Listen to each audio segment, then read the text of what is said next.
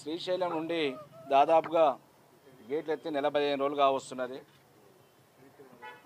అక్కడ నుండి నీళ్లు మన నాగరం సాగర్ నుండి పులిచింతల కృష్ణా మీకెళ్ళి సముద్రంలో కలుస్తున్నాయి నీళ్ళంతా. మన మంత్రులు ఉత్తమ్ కుమార్ రెడ్డి గారు, జిల్లా ఇన్ఛార్జ్ మంత్రి గారు ఇద్దరు వచ్చేమో ఆంధ్రాకు పోయేటట్టే గేట్లు వేపారు.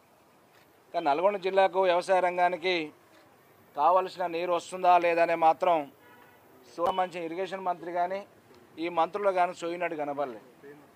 గత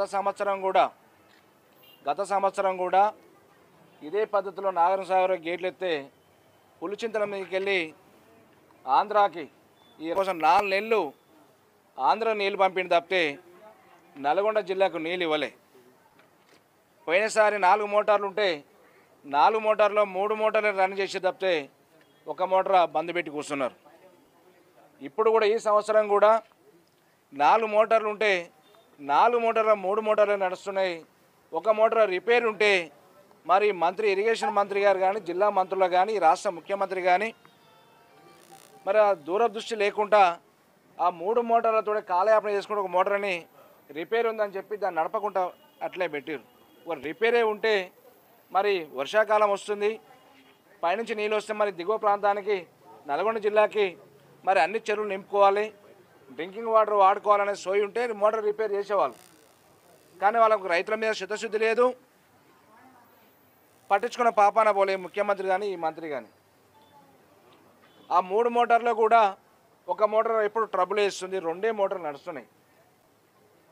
అక్కడి నుంచి గుర్రంపూడి కానీ పిఏపల్లి కానీ కింద పై భాగాన్ని దాదాపుగా 1200 క్యూసెక్ల వాటర్ వస్తుంటే పై భాగాన్ని సగం ఆడుకుంటూ పానగల్కు 1.5 వాటరు పానగల్కు వస్తుంది.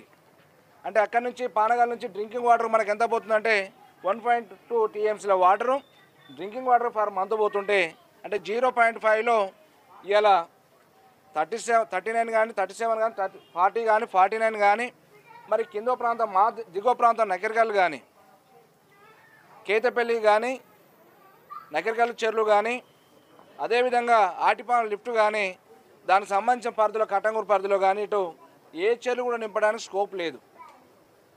అదేవిధంగా బ్రాహ్మణి ఉదయ సముద్రం ప్రాజెక్టు ముఖ్యమంత్రి గారు వచ్చి 8 నెలల క్రితం గతంలో కేసీఆర్ గారి నాయకత్వంలో మేము ట్రయల్ రన్ చేసి పెడితే మరి ముఖ్యమంత్రి గారు వచ్చి ఏదో ప్రారంభోత్సవం చేసి 1,00,000 ఎకరాల సాగునీరు ఇస్తున్నామని చెప్పిండు. కానీ అప్పటి నుండి ఇప్పటివరకు